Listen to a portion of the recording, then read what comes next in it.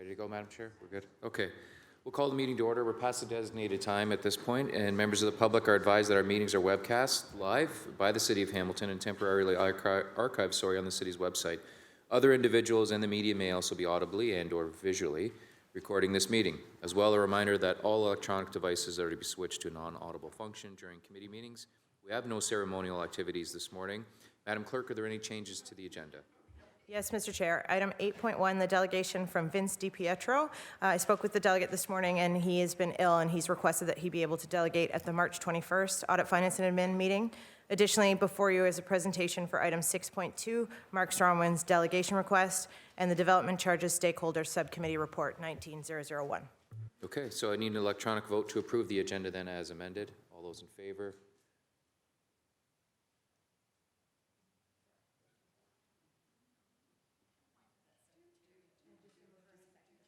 Oh, sorry, moved by Councillor Clark, seconded by Councillor Pearson. Okay, it carries, thank you. Any declarations of interest this morning? Councillor Ferguson. Not a declaration of interest, but I have a major opening of a new facility in Ancaster this morning and at 10:30. So I think once we're finished 6.2, you'll probably see me exit. Looks like you're going to have no problem with quorum, though. Okay, thank you very much. Approval of the minutes, electronic vote for the January 17, 2019 meeting. Moved by Pearson, seconded by Partridge. All those in favor?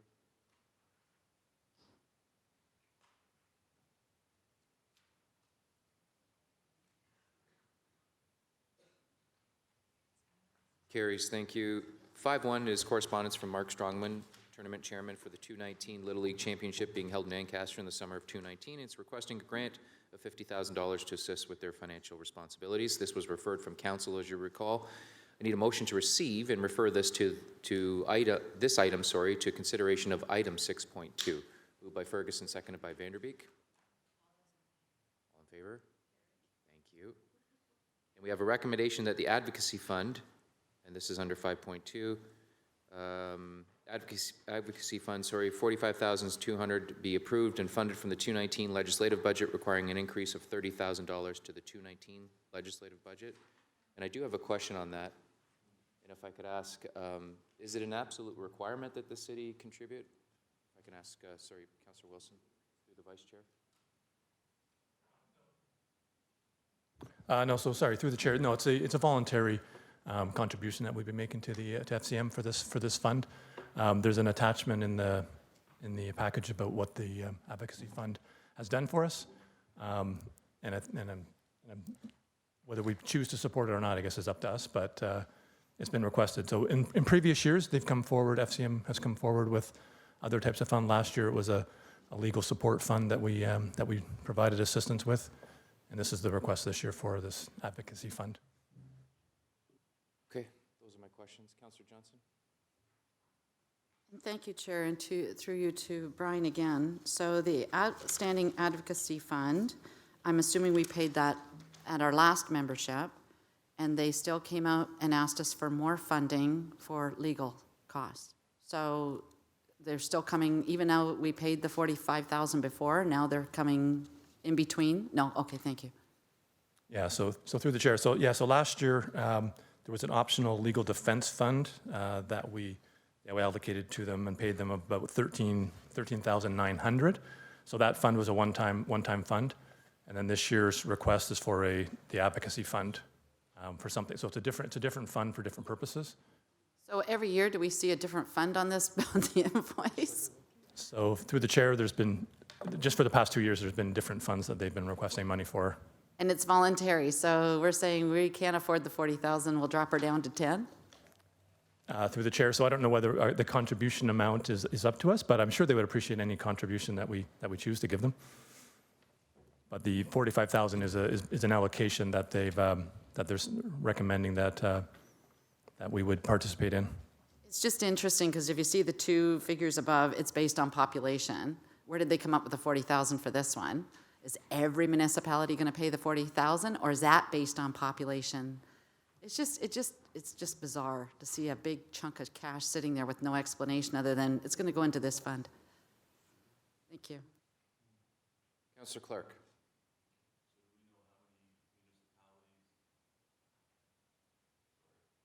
Do we know how many municipalities actually participate in this? Do they provide us that information?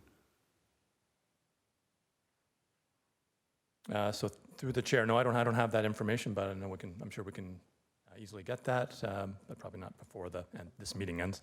Yeah. I would like to know that, because it's been my experience with some of these agencies that not all municipalities pay, and so as a result, others pay more. And so I'm not really convinced that this is necessary. I'd rather see the 45,000 or the 30,000 be spent on our own government relations exercises than handing it over to FCM. And I'm not really sure exactly how much we actually get out of it. We put an awful lot in, staff time, counselor time on that. I mean, we really contribute with in-kind contributions, but I'm not convinced that we're getting any value for this money. So I would prefer to just delay it until we get some more information. Councillor Partridge. Yes, thank you, Chair. And as the FCM rep, we have a board meeting coming up in March break, as a matter of fact, and I'll certainly be able to ask this question, but we also pay a substantial amount for the membership itself. So I would like to, I certainly agree with previous speakers, I'd like more information on it.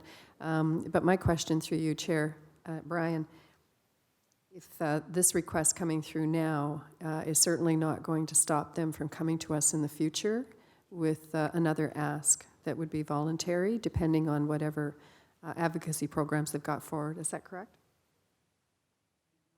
So through the chair, that's my understanding as well. Okay, thank you. So I would agree to defer this until we have more information. Councillor Johnson. Yeah, actually, I have no problem with paying for the membership. I would just suggest that we take out the 45,200 until further deliberations are done. So that's a voluntary payment. Our membership still says in good standing. I would suggest my motion would be that we pay the balance of whatever 45,200 minus the 138,081.65. So that's my motion. If I have a seconder, I think that we'll keep the 45,000 to the side. It may be easier just to say we're tabling the advocacy portion, because I think the membership's already built into the budget and happens automatically. Thank you for the direction. I'll take that direction. Table the advocacy, moved by Johnson, seconded by Partridge. All those in favor? Electronic vote, please. Thank you. Carries. Okay, delegation request 6.1.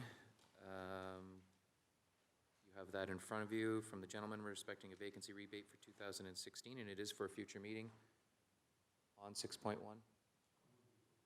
Move to approve it. Moved by Ferguson, seconded by Pearson. All those in favor? Electronic vote, please.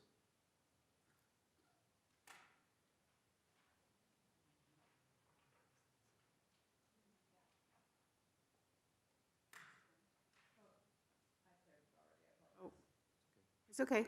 No, I'm okay with the vote. I just wanted to ask, just a reminder, where are we?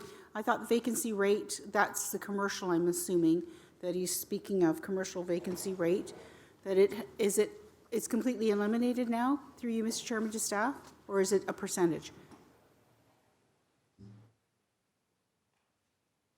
So through you, Mr. Deputy Mayor, you'll recall that it was phased in over 2 years. So for 2019, it is eliminated, and the savings are reflected as part of the 2019 levy, preliminary levy.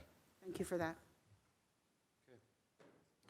Thank you. On item 6.2, Mark Strongman, Tournament Chairman, respecting request for a $50,000 grant, as was mentioned earlier, and it's for a delegation request. Moved by Councillor Ferguson, seconded by Councillor Johnson. All those in favor, and there's an electronic vote required.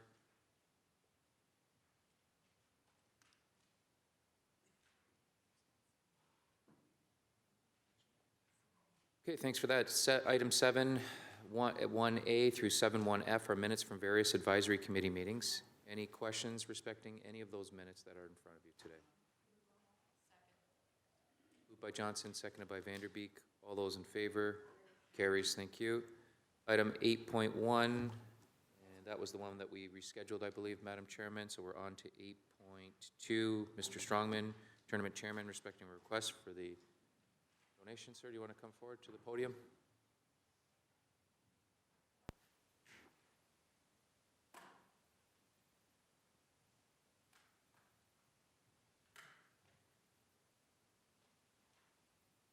Ladies and gentlemen, And you have 5 minutes, sir.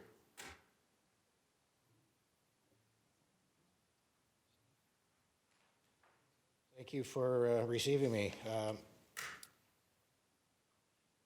kind of a second go-around for us at Ancaster. For those of you that are not aware, we hosted the 2010 Canadian Championship, and that was a very big success. We had about a 5-year opportunity to fundraise at that point, and just for an overview of what this tournament is all about, if you want to turn to page 4. Am I not doing this right? There we go. There we go. You look at the bottom, the second paragraph from the bottom basically explains that the way the structure is such that we have associations within Little League across Canada. The associations are usually within the municipalities of around 50 to 75,000, and those associations have representative teams. They play within their districts, of which our district is District 1. Ironically, we have 3 associations within our district here in Hamilton, which is Stony Creek, Dundas, and Ancaster. And over above those are High Park, Arundel, and Oakville. So those districts play off, and then those winners of those districts play in provincials.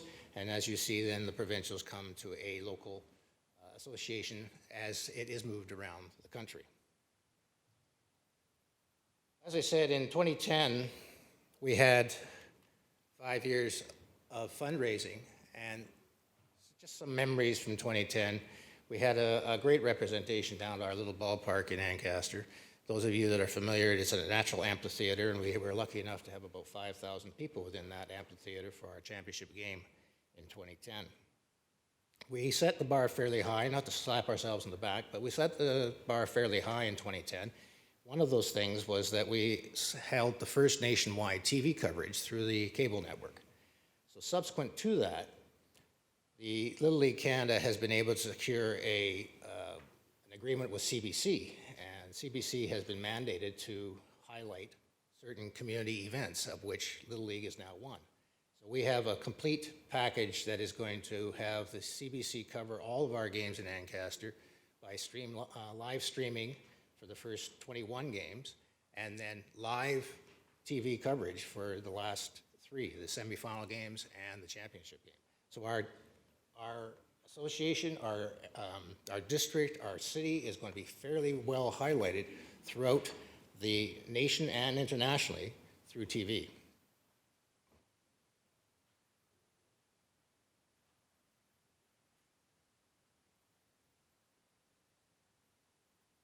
CBC national coverage.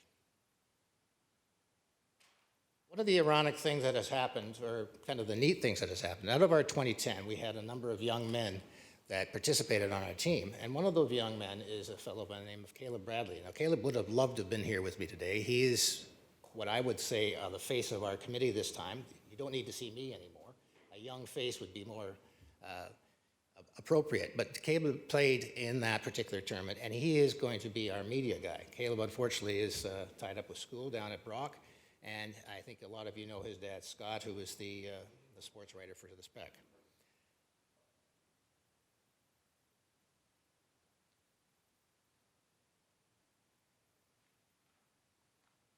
We were awarded these games because a certain other association in our district chose not to.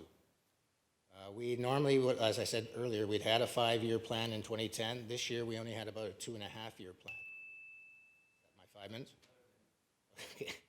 So I guess what I'm bringing forward to you is the fact that at this point, we were not able to secure the financial funding that we had in place in 2010 because of the time frame by which we had acquired it. So that's part of the reason that I've come to you folks to see if you could help us out with a budget of around $180,000.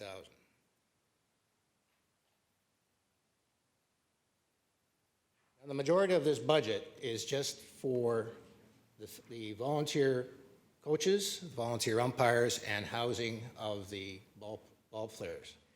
They will be housed at Redeemer College as a athletes' village, for lack of a better word, something similar to what they do for the Olympics and what they do down in Williamsport. So the majority of all of our expenses is to cover basically hospitality to house these people that are volunteers coming from all over Canada. Members of the committee, questions for Mr. Strongman?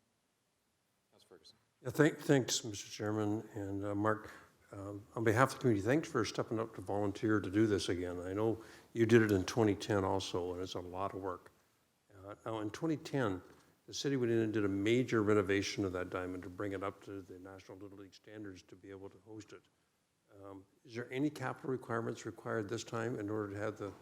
It's part of the reason that we were asked to host again in light of what the issue was. We had the infrastructure in place. We had the highlight of the cooperative effort that both the city and the league put together in 2010. So no, there is no major expense as far as the diamond itself is concerned. So it's really to, I guess, house the players that can. Basically, it's the cost of You're going to use running the Redeemer for that, are you? Pardon me? You're going to use Redeemer? Redeemer for the ball players. We are creating, like I say, an athletes' village within Redeemer. They have pods that the teams will stay with their coaches in, and the umpires are going to be housed at Mohawk.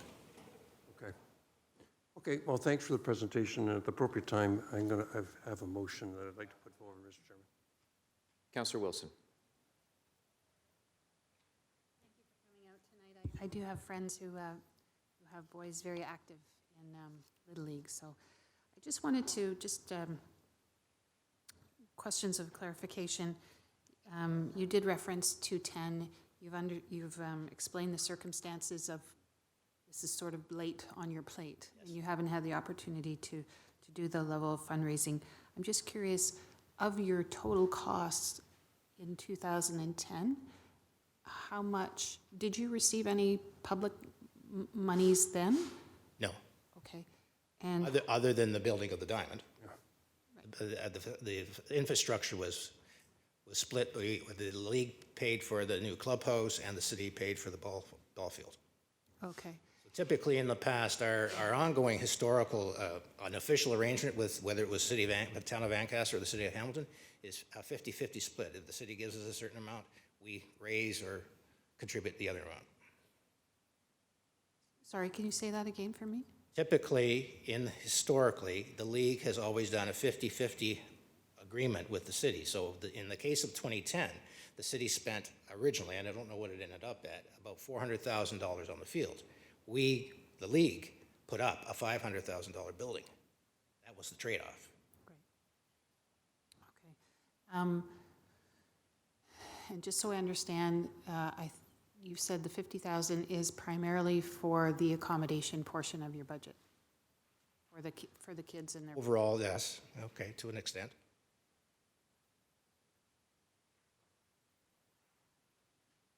Okay, thank you. Councilor Clark.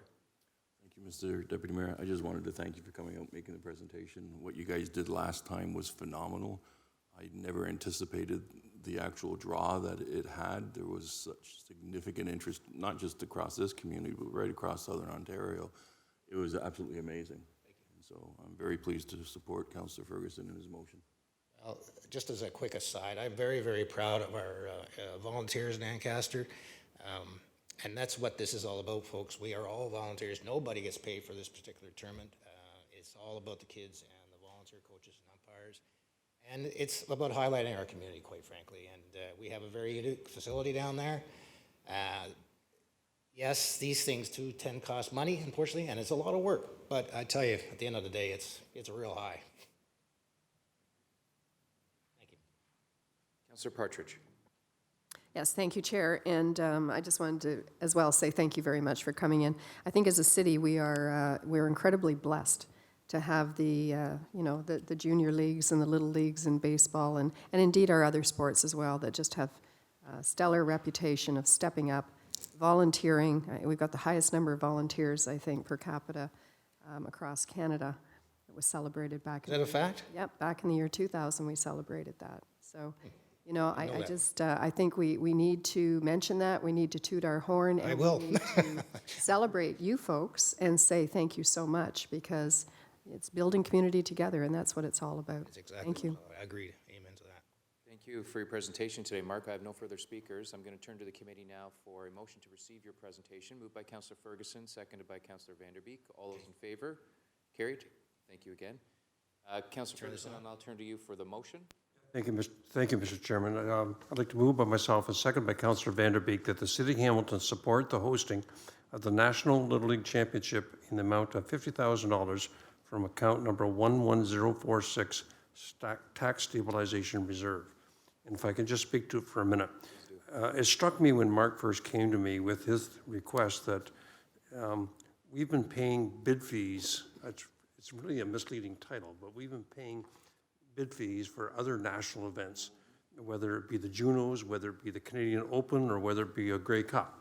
And now, the ask from the Little League group is significantly less than what we're paying for those other ones. I can't disclose the other ones because, for competitive reasons, I can't repeat them publicly, but members of the committee certainly know what they are. And so we did do major renovations to the Little League Diamond. I believe it was in the order of $500,000 in 2010 to fix that diamond, bring it up. What I recall speaking to the media who were there and from the teams from across the country was that they loved the location because of the natural amphitheater. It sits in a valley, and there's a big natural amphitheater. And as Mark said, they had 5,000 people come out to the championship game to be able to watch it. So I'm very much supportive of what they do and ask for the support of the contribution from the city. Thank you. That's great. I have no further speakers. I just want to thank you. I know, Councillor Ferguson, you put a lot of time and effort and energy into the last one, advocating on behalf of the group, and you're certainly continuing those efforts today with your motion. So it's been moved and seconded. All those in favor, we'll require an electronic vote. There we go. And it carries. Thank you. Thanks again. Yep, absolutely. Thank you. There are no presentations today, so we'll move on to item 10.1, which is the supply of raw water, to 690 Strathern Avenue North. An ad was placed in the paper respecting item 10.1, and the clerk has advised that no one to date has registered to speak to this matter. Are there any members of the public here for item 10.1? I will call a second time. And a third, and there is no one here. Any questions on that? Councillor Partridge. Yes, thank you, Chair, and I'm supportive of this. I don't have any issues with it, but I just have a question for staff, if I may. Under the executive summary, it talks about the motion that was, or the recommendations of staff that were passed in August 2018, and it does give some conditions and deadlines, one of them being that by December 23rd, 2018, the owner enters into an easement agreement with the City of Hamilton regarding the pipelines, and that the D was that the owner installs a backflow prevention device that meets city requirements. And my question through you to staff is, have these conditions been met? So through you, Mr. Chair, no, the conditions haven't completely been met. ArcelorMittal, and through our conversations with them, they have been looking at opportunities to reduce or eliminate the need for this raw water supply, and as a result, they've been hesitant to push through with meeting all of the conditions that have been put in place. Thank you for that answer. I appreciate it. And so just to clarify, the amount of $18,500 would be imposed on the owner at the 690 Strathern. Is that correct? Through the chair, that's correct. That amount is for the easement rights for the calendar year that's being recommended as an extension for their timelines to enter into the Greater Raw Water Agreement. We did receive correspondence from ArcelorMittal Long Products dated February 1st advising that they do intend to pay that amount. Okay, thank you. And what about the installation of the backflow prevention device? So through the chair, that's something that will be contemplated within the context of the new raw water supply agreement. I would say that technically ArcelorMittal Long Products is not obligated to install that at this point in time, as the raw water supply is different from backflow for the potable water system, which is regulated by our bylaw. But that is something that we'd be writing into that new water supply agreement if it's required, and would impose that at that point in time. Thank you, Chair. I just wanted to make sure that it will be captured in that agreement, and I'm hearing from staff that it will be. Thank you. Thought I heard Councillor Clark move it earlier, and I'll go to you as a seconder then on 10.1. All those in favor?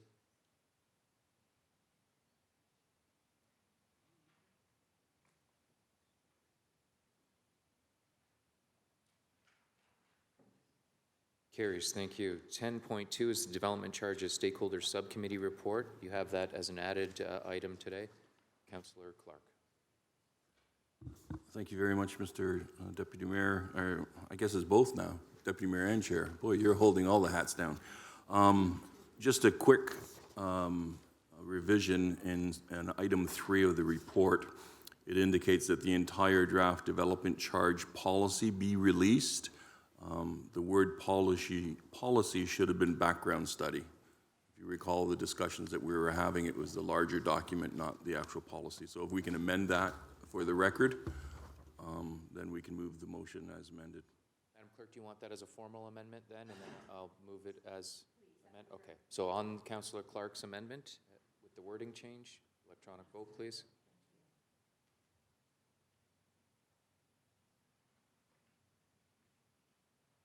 That carries, and then the main motion as amended. All those in favor, electronic vote? That's okay.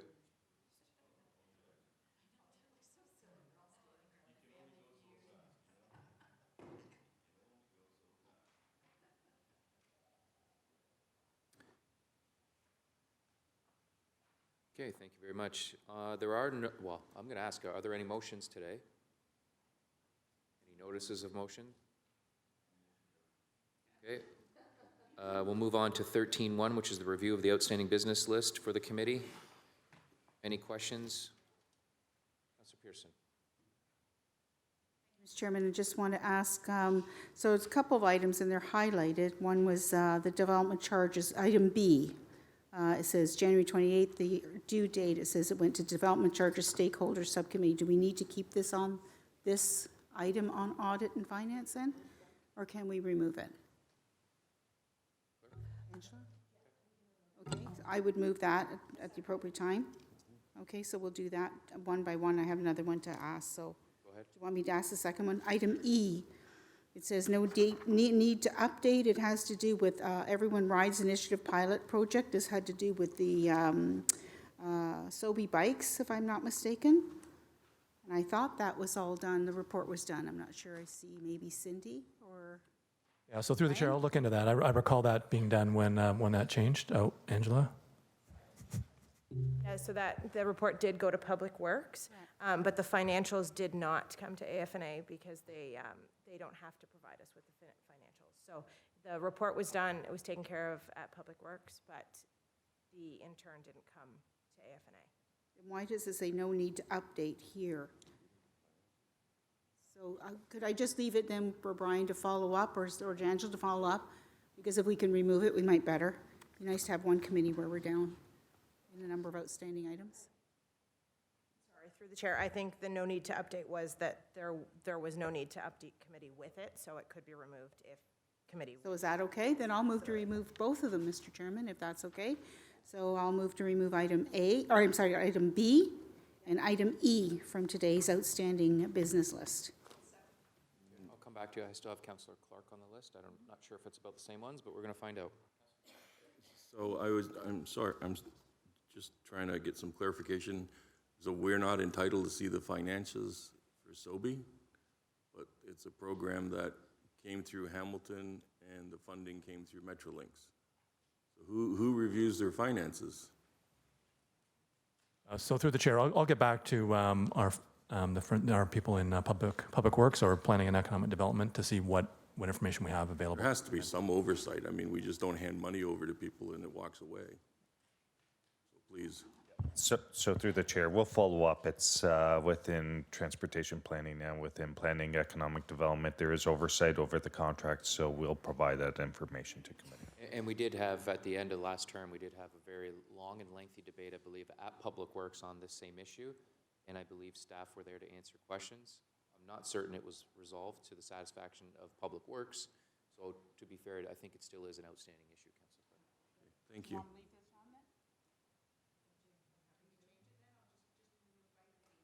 Okay, so I'll come back to you still because I still have Councillor Partridge. Councillor Partridge.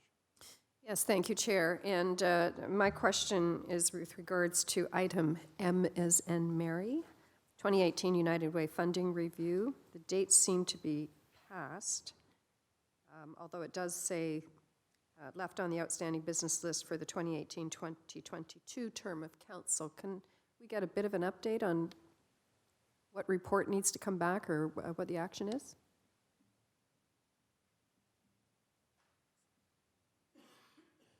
It just says it's left on the outstanding business list, but it doesn't really say what the action is. So through you, so through the chair, if I understand the direction is we can have our Director of Financial Services, Rick Mail, report back. My interpretation is the feasibility of payroll deductions for the purposes of providing donations for the City Enrichment Fund. So similar to other payroll deductions that we offer to employees, my interpretation is whether or not we could feasibly provide a payroll deduction for the purpose of funding towards the City Enrichment Fund that would then be distributed to the community groups. So again, we can have financial services staff provide a report back. Yeah, and I think if you need a formal motion on that, I'd be certainly happy to make it. My concern is that it doesn't really say anything in there about the, I believe where this originated was the fact that the United Way had canceled funding for some of our community groups, including Glanbrook Community Information Services, Flamborough Community Information Services, well, I think all of them, and some others as well. So I just want to make sure there's some action built into this that is going to be coming back, and not that it's just the action is to leave it on the outstanding business list for 2018-2022 term of council. So I'll move that if that would be the way to go, and Councillor Johnson will second it.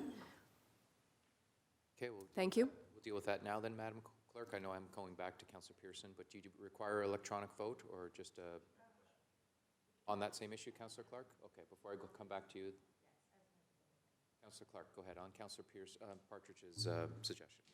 So the City Enrichment Fund, that's not a registered charity.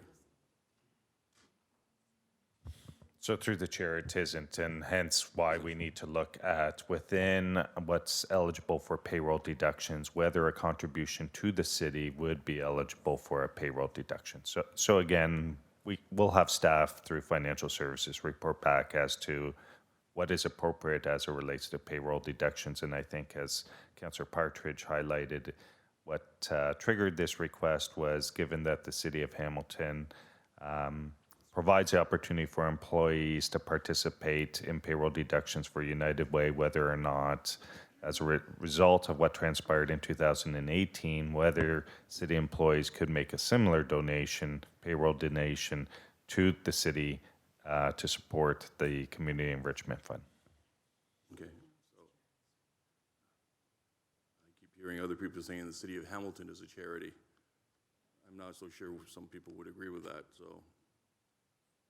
So through you, through the chair, is we do offer tax deductions for citizens who make a contribution for assets or capital.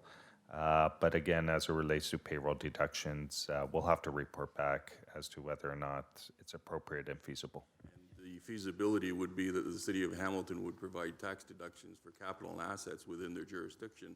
We're not a charity. We do not take in money and distribute it to other services.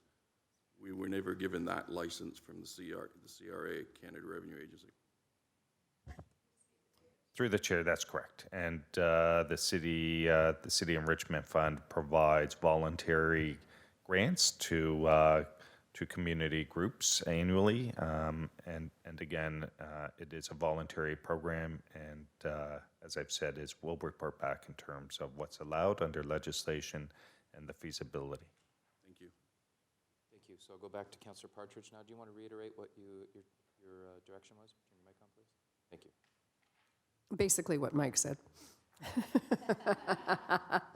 will But I'd reflect also, what Mike said. but if I may, So, if I may, Chair, but I would like that to also include options, Mike, because, you know, it's one thing to have the feasibility, one thing to have the data, but we'd also like to have the options in light of the situation. That was the original, was what are our options?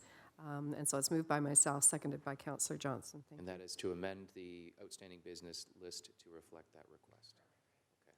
Do you require an e-vote or just a regular? An e-vote to do all. Everything? So I'll go to Councillor Pearson right now. Yep. Councillor Pearson, you're next. I've got a couple more, Mr. Chairman, just as I've been able to go through.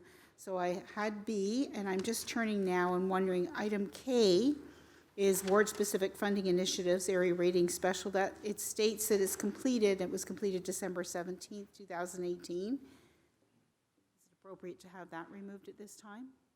Okay, so I'll move to remove that as well. And then on the page 4L, affordable housing and the development charges policy review, again, that's under development charges, so can we also remove that because it's under another umbrella now? That's all going to come back as a package.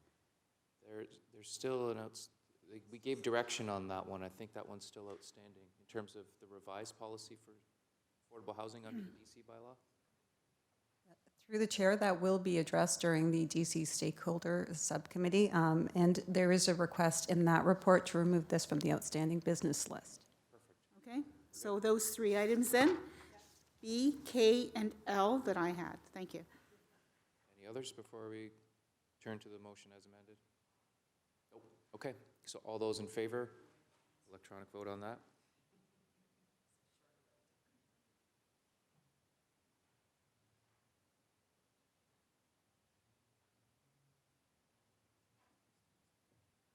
Okay, thank you for that. Now we'll move on to any other general information or other business.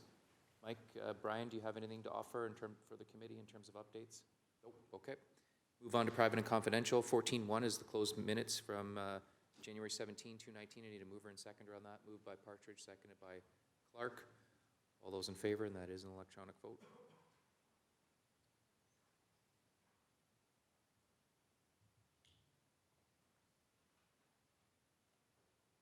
And that carries, thank you. Now we're on to 14.2, which is another closed session item, and we're going into closed session. I need a motion to move into closed session respecting item 14.2 pursuant to section 8.1 subsections B, F, and K of the city's procedural bylaw 18-270 and section 239.2, subsections B, F, and K of the Ontario Municipal Act 2001 as amended, as the subject matter pertains to personal matters about an identifiable individual or individuals, including city employees, advice that is subject to solicitor-client privileges, including communications necessary for that purpose, in a position, plan, procedure, criteria, or instruction to be applied to any negotiations carried on or to be carried on by or on behalf of the municipality or local board. I now ask that public and any staff who are not required to be in the closed session meeting please exit the chambers, taking all of your personal belongings with you, and members of the public will be invited to return to hear any further deliberations upon committee reconvening in open session, as indicated by the removal of the frosting on the windows and the elimination of the white noise. Committee will, in the event they are in closed session for more than 30 minutes, wait up to 5 minutes upon reconvening in open session before proceeding with the meeting to provide members of the public and the media time to return to the meeting room. Moved and seconded. All those in favor?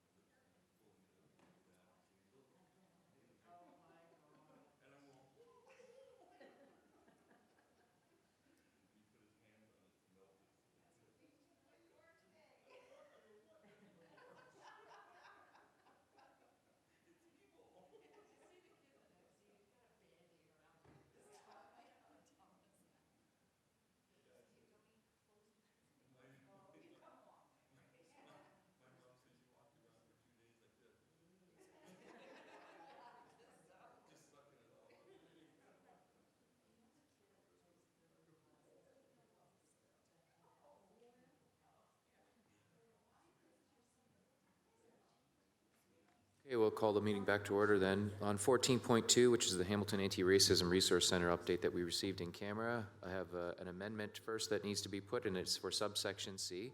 I'll need a mover in Councillor Clark and a seconder in Councillor Pearson that city staff report back to the Audit, Finance, and Administration Committee with updates on the status of HARRC. So that is an amendment first. We'll electronic vote on that.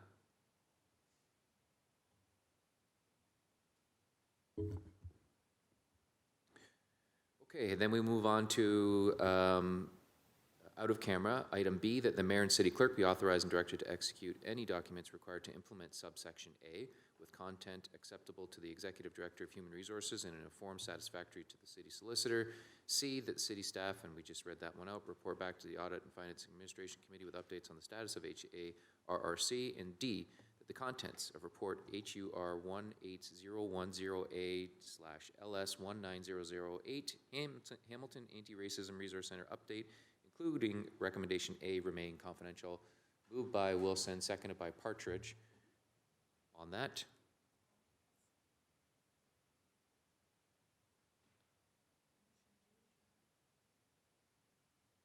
Carries, thank you, and I need a motion to adjourn in Councillors Vanderbeek and Pearson. All those in favor? Thank you.